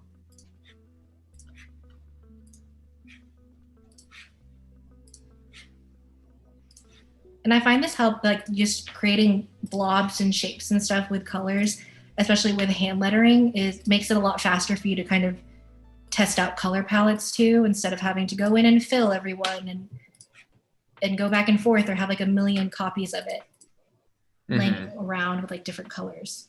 Oh, that's fun. I like that. I do. Yeah, it's a nice balance of colors for sure. Some good warm, cool. Yeah, and now I'm gonna add some texture. I have so that I never lose them, I have like texture files saved to my Creative Cloud so that I can just import them. So I have this grain one that I actually created in Fresco using, I think, the noise bar brush, and I just kind of ran over the canvas with it to create something that I really liked. So what I'm gonna do here is kind of group everything that I need to be grouped together. Group all the flowers together.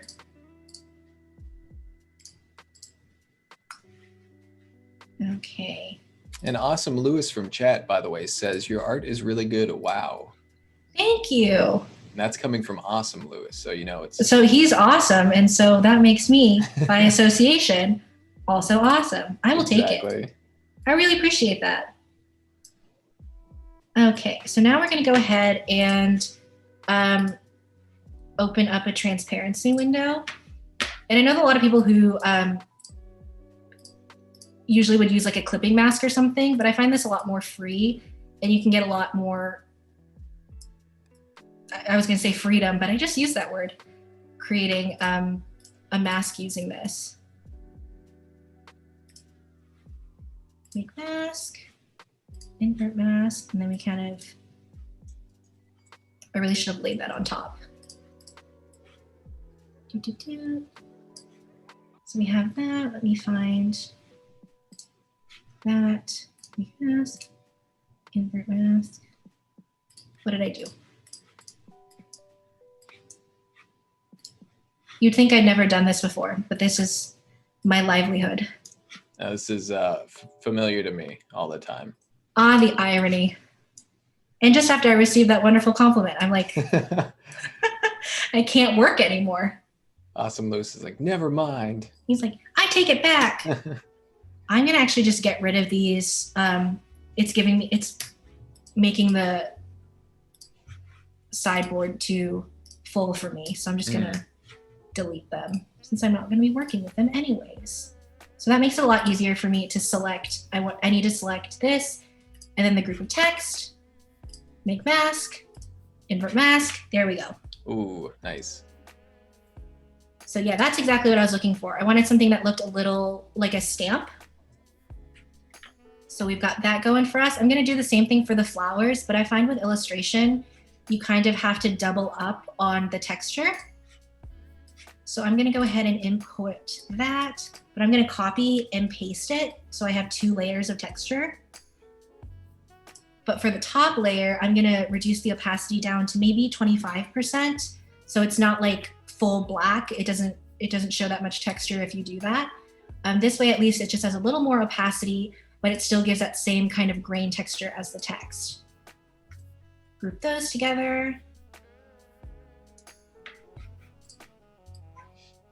And we're just about ready to do the challenge review. So whenever you get to a good stopping point, we'll transition over, but we can always come back to this afterwards. And yeah, totally. I am almost done actually. And then I seem to have created 3 different layers of texture.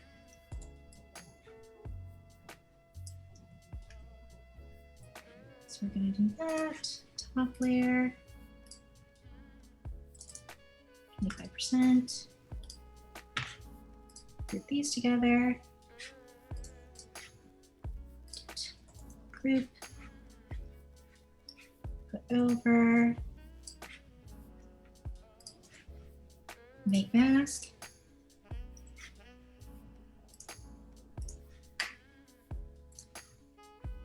invert mask, and ta-da! Sweet. And that pretty much finishes up the piece. So we are good to go moving into those design spotlights. It's great how much like just a few colors put down and the texture just kind of tie everything together. Yeah, it kind of makes it feel like this was all intentional. But as we all well know, this was kind of by the seat of my pants the entire time. It was an adventure. It really was. Yeah, I think those colors work really well. The background kind of being more of a neutral tone. Yeah, and I think the bright colors. Yeah, you can kind of read it a little better too with like the kind of neutral background. And you can even see a little bit of, as I zoom in here, how the texture of the text is a little more spaced out than the texture of the illustration. But in the full piece, they look the same, just because illustration and like these kind of shapes take texture a little differently. Oh, interesting. Yeah. So there we go, ladies and gentlemen. Awesome job. Let's pop on over to the Discord. Let's do it. Let me try to pull this up.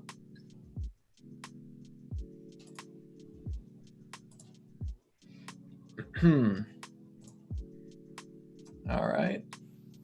Let's see here. So the challenge for today, for the Daily Creative Photoshop Challenge, is to create a superhero or supervillain themed mood board using the artboard tool. So we can check those out, see what have been submitted. We did have the Daily Creative Challenge pretty recently. I'm not sure how many challenges we'll have here. It may not be too many. Actually, I think this was from yesterday, so it looks like we have one here, but we can go through a few of the recent ones.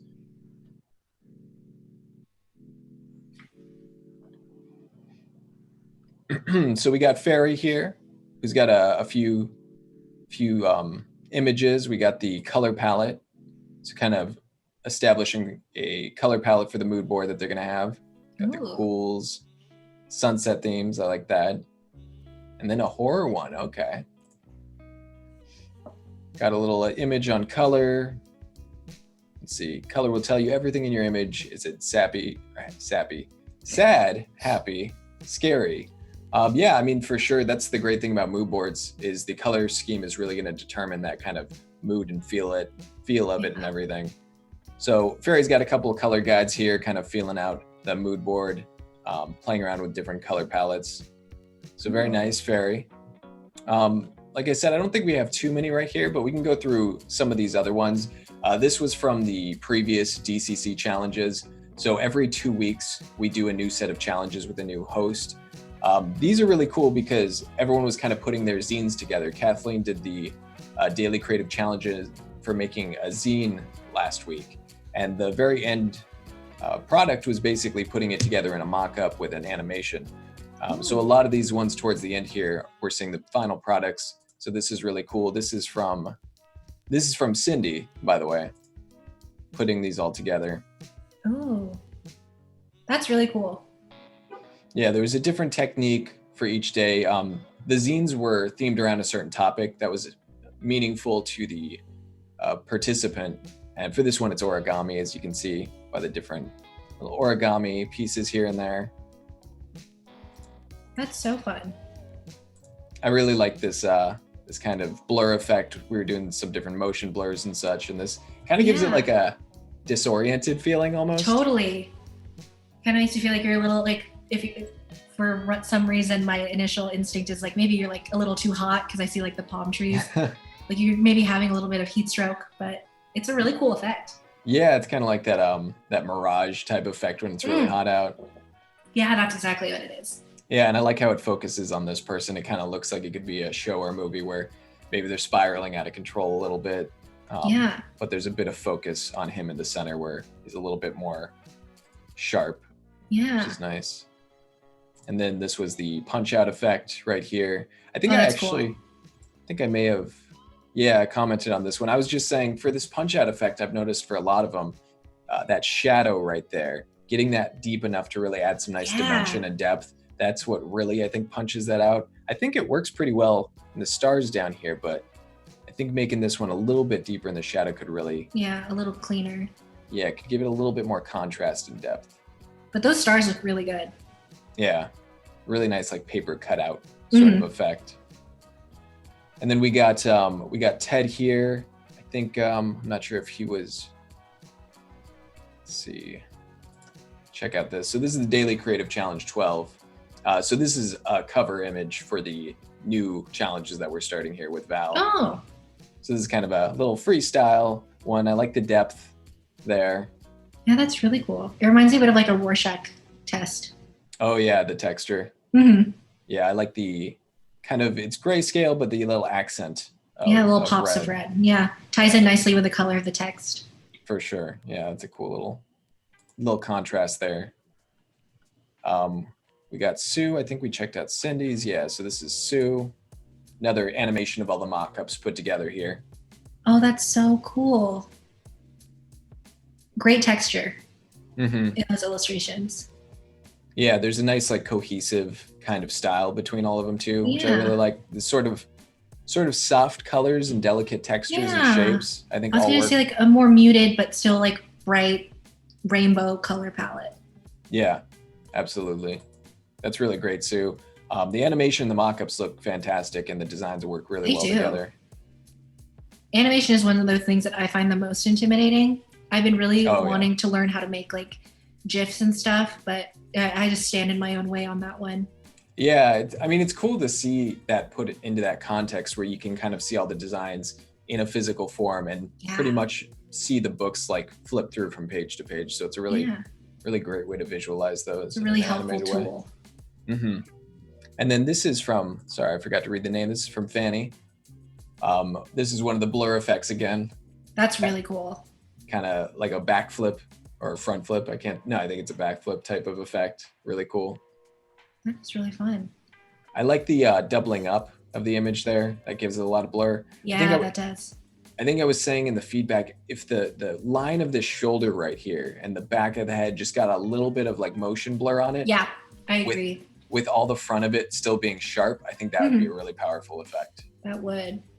It would kind of give you the kind of visual headache of like someone who is also flipping backwards, which is what you're going for with the blur. Yeah, and I think it would still be nicely separated from the second image, but blur it a little bit just so it looks like one continuous motion blur. Yeah. And then we got Sangeeta. Oh, I saw this one the other day too. I really like this kind of that's really cool. Gaming headset design is very neat. That is so cool. We got the mock-ups on the right showing kind of the magazine closed, showing it more of in the spread of a magazine, and then the design itself on the left, which I think works really well. The mock-ups look fantastic. They do. Those can be tricky, like to get that perspective and that curvature, right? But yeah, especially if you're, like you said, the curvature of like the open page. I find that that's the trickiest when you're doing mock-ups. Absolutely. Yeah, that can be tough with the warp tool and everything, but these look really, really good and really spot on. They do. They look like something that could be in like Wired magazine or something. Yeah, which is cool. For sure. Yeah, the ad is really well done. It's very convincing. The only thought I had was maybe if the background was a little bit brighter, if there was maybe almost like, I don't want to say a glow, but almost like there's a little bit of a glow effect or a brighter background, because with these gaming advertisements, you always see like a lot of the glows, a lot of punchy design and contrast. And I think putting a little bit lighter tone in the background would really make the blues and the dark tones of the headphone pop out a little bit more. I agree. And it would also tie into like the lighting on the headphone itself. It would kind of tie the whole piece together. Even if it's like just brighter colors, I find that, like you said, with a lot of gaming ads and stuff, it's like very poppy. I think that would have really helped the contrast as well. Yeah, definitely. Something to think about. Yeah. And then we got Dorina with this is the pop out effect again. I actually I think was given feedback to this one previously, and I had a similar suggestion where I was saying to darken down the shadow for the pop out effect a little bit, and it looks like she did that. That looks great. I definitely think it has some punch to it now. Yeah, definitely. Has a bit more like depth and dimension, which I think is really good for that effect. And that's a clean layout too, with the text and the images. It looks really nice. Yeah, and the color contrast of the person doing the jump here, I think that really contrasts nicely. Nice balance with the text as well. Dorina, awesome job. Absolutely. We got some more animations here. I don't know how to pronounce this exactly, but Geotremia. Hopefully I'm getting somewhere close with that. Sorry if I'm mispronouncing. We got the whole mock-up animation here from cover to the spread. Oh, that's very cool. To the back cover. I love that continuation of the lines on the back cover here. You can see it reach over a little bit into that front cover, which is nice. Yeah, that's really cool. It kind of gives it like a definitive beginning and ending. Nice timing on this too. I know with some of the animations, they can be sometimes pretty fast, but I think this is a nice speed to kind of flip through it. Yeah, you can kind of see the pages without like it lingering too long. Yeah, nice balance of designs and colors throughout these two. It looks like it belongs together. There's some nice like cool and warm, but it all seems fairly stylistically similar, which I think works. The only thing that's popping out to me is like the middle, the large illustration or like the large 2-page spread, this one. It could tie in a little better with the color palette of the rest of the pages. It seems a little too dark compared to the brightness of the other ones. Yeah, I see that. It stands out as a little bit different there. Yeah. I don't know if that was the intention, then you nailed it. It also looks like, I don't know if that one this is definitely a nitpick, but I like the seam down some of those. I don't know if kind of a seam down the center of that one would give it a little bit more of a physical look, like it's in a book, since it looks uninterrupted with value. I agree. So I'm not sure if maybe a different blend mode or something might show that information through a little bit more. Yeah.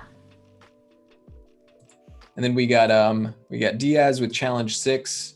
Off the top of my head, I think Challenge 6 here on the right, I think that's the blur one. So you can see that kind of depth of field effect that they're getting with that challenge.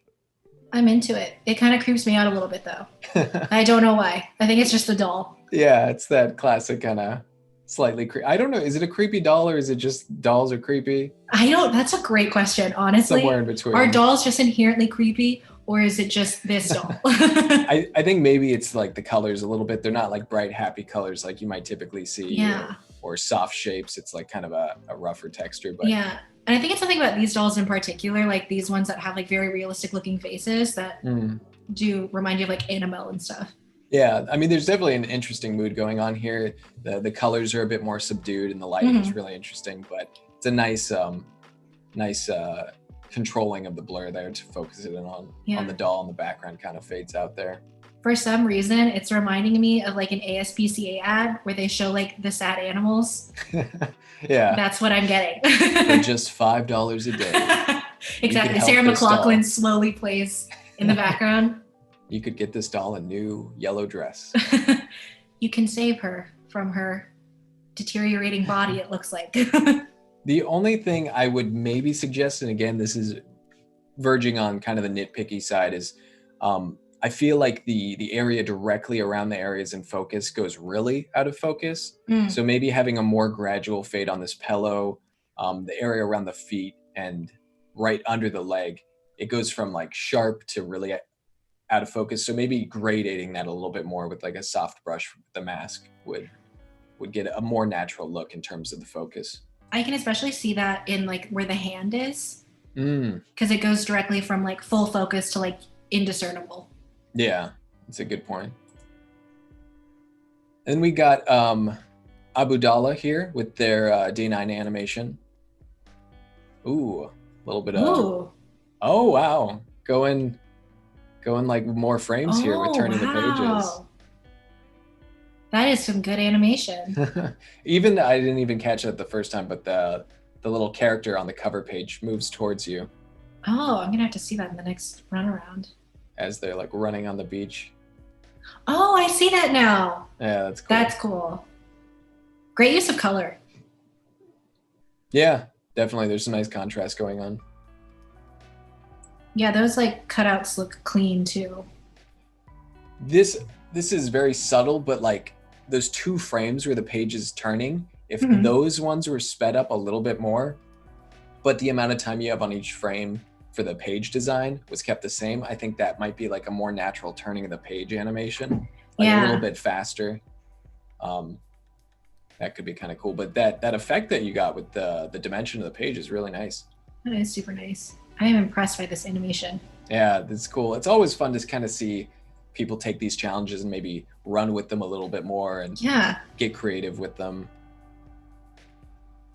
And then some people are submitting their Behance projects here that have the compilation of all their designs. So we have Colleen with this one, and then the animations for all of the designs that they did.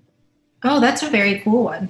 Yeah, this is kind of a like fair themed one, so I think the colors are really fun for that.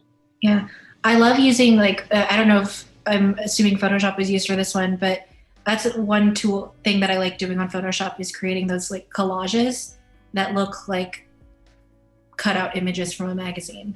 Oh yeah, there is a bit of that, huh? I think that's super fun. Yeah, that's nice. Awesome job, Colleen. It's been really cool seeing these designs like each day. I remember seeing when they did these, so it's come together really well stylistically. It works super well. Absolutely. It's a very nice work. And then I think we'll check just a couple more of these, and then you can go ahead and if you want to finish up any work or add anything or do anything, we'll have a little bit of time for that. Yeah, totally. I love the cover. Yeah, I love the textures in this too. Yeah. Oh, that's fun.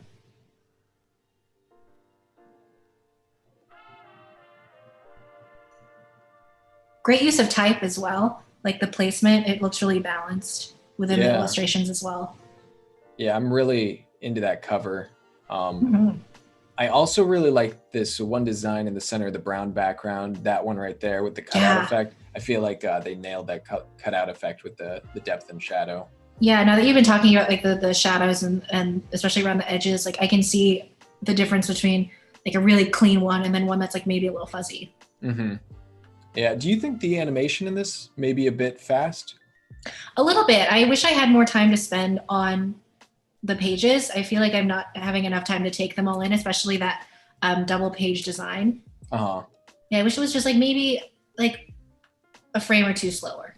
Yeah, I feel like maybe adding like a half second or something to the interior pages would be nice, but this is a fantastic job. These designs look awesome. I've loved seeing these ones. Really, really impressive, like colors, shapes, textures, all that stuff. It works together very well. Yeah, I love the colors. And then I'll go to the bottom just to see if we've had any for today submitted, but I think we might be able to move on. Yeah, looks like that's pretty much it. Nice. So we can jump back over to your screen if there's anything else you'd like to do before we wrap up for the day. Yeah, totally.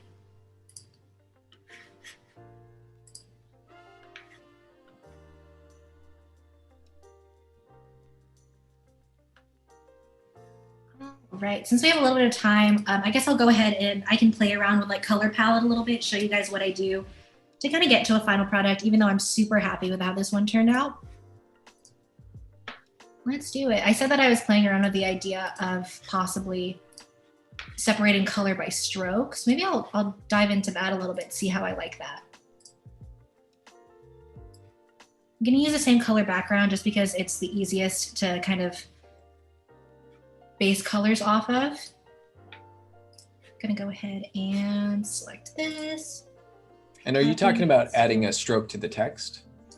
No, like, yeah, I guess that's a very misleading term.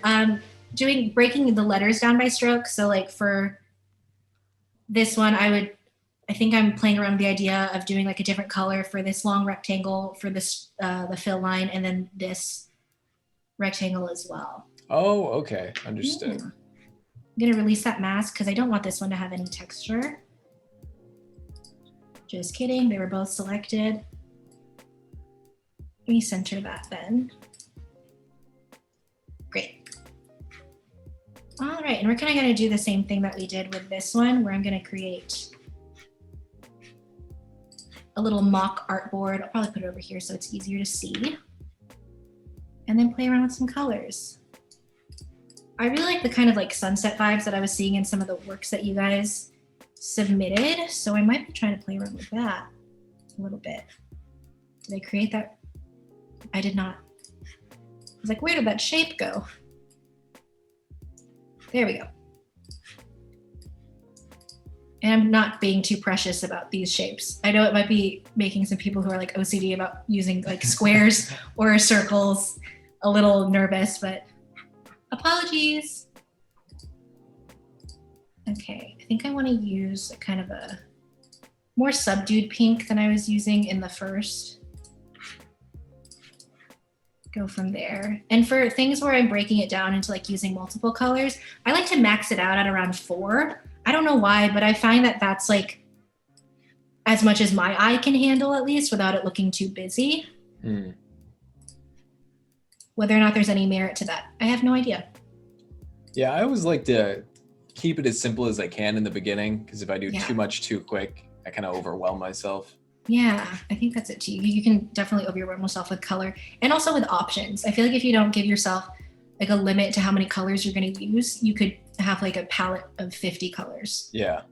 What I usually like to do is just start with I know what my primary color is, and I have a pretty good idea for the secondary, the tertiary. And then once I have those first 3 colors, it's kind of the most of the design right there. And I can add little extra ones here and there in a more controlled way. Yeah. That's a good way of looking at it too. I think I have to keep things simple for myself, or it's all too much. Oh, totally. You can really just get in your own head about everything. Yeah, for sure. And I said I wanted to stick with the sunset, but I think it needs a little bit of contrast with like a cooler color. So that's why I added that blue. Kind of like that bright blue it's similar to the one I used in the first one. Yeah, it's a nice balance. So what I'm going to do is I'm going to see if this looks good. Sometimes an idea in my head ends up looking like absolutely terrible in realization. So I'm going to see if this even plays well together. Let's see, and then I'll play around with the placement of the... I don't hate it. I'll have to see how it looks with the rest of the text as well. Mm-hmm. All right. We're gonna go back with the blue. Maybe I'll make this blue to keep the pattern going. So when you have a good stopping point, we can talk maybe a bit about what we've done over the course of yesterday and today. We can kind of show how the process has gone along. Totally. I'm not loving how this is turning out, so we'll probably have a pretty good stopping point in a hot second. It's got like an interesting kind of pastel type of feel to it, though. Yeah. Oh, I like the way it looks without the ellipses. I think that's pretty cool. Or maybe I'm just seeing that pastel feel. I think even without the highlight. Yeah. Okay, I actually don't hate it. I actually quite like that. It's interesting. Yeah, that's another color option. Let me know which one you guys prefer. Do you prefer the one with texture and the flowers or the one with the different colored strokes? I'll probably share both of these and finish this piece up to show you guys what it looks like in the finished product, because I'm not hating it. I think it looks pretty fun. That'd be awesome. I'll probably add some bit of the texture back too, because I think that could really benefit to mend it all together, is for it to have a little bit of texture.